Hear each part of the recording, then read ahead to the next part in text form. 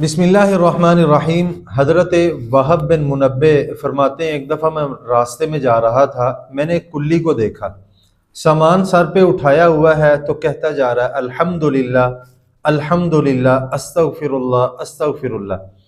हज़रत वहब बिन मुनब्बे कहते हैं, मैंने बड़ा ताज्जुब किया, मैं उसके साथ हो गया। चलो जहाँ जाकर ये अब सर से सामान उतारेगा तो मैं इससे ये अज़कार करने की वजह पूछूंगा। वहब बिन मुनब्बे कहते हैं, थोड़ा सा आगे जाकर उसने सामान उतारा तो मैं उसके पास गया और उससे मैंने ये अज़कार करने की वजह पूछी। मैंने उससे पूछा, भाई तुम इसके अलावा कोई और भी अज़कार कर सकते हो? कहता है, जी हाँ जी, अज़कार और भी हैं, मैं कुरान मजीद की तिलावत भी कर सकता हूँ। लेकिन इंसान हमेशा दो हालतों में रहता है।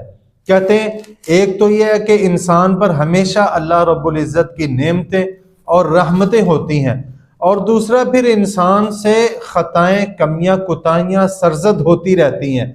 तो मैं अल्लाह की नेमतों को याद करके उसका शुक्र अदा करता हूँ और साथ साथ अपने गुनाहों की मुआफ़ी भी मांगता रहता हूँ। यकीनन ये दो अज़कार, अल्लाह की नेमतों को याद करके उन पर अल्लाह रब्बुल इज़्ज़त का शुक्र अदा करना, इस तरह के अल्फाज अपनी ज़ुबान से कहना अल्हम्दुलिल्लाह, और फिर इसी तरह अपने गुनाहों की साथ साथ मुआफ़ी मांगते रहना, अल्लाह रब्बुल इज़्ज़त को ऐसा इंसान बड़ा ही पसंद आता है। बहुत सारी कुरान मजीद के अंदर आयात और अहादीस रसूल मिलती हैं, जो बंदा अल्लाह की नेमतों पर शुक्र अदा करता है और कसरत के साथ इस्तिग़फ़ार करता है, अल्लाह ताला ऐसे बंदे से बड़ी ही मोहब्बत करते हैं, उसके रिज़्क़ में बरकत अता फरमाते हैं, उसको परेशानी और आजमाइशों से बचा लेते हैं, और उस पर अल्लाह रब्बुल इज़्ज़त मज़ीद अपने इनामात की बारिशें बरसाते हैं। अल्लाह से दुआ, अल्लाह रब्बुल इज़्ज़त समझने की तौफीक अता फरमाए। जज़ाकुमुल्लाह खैरा।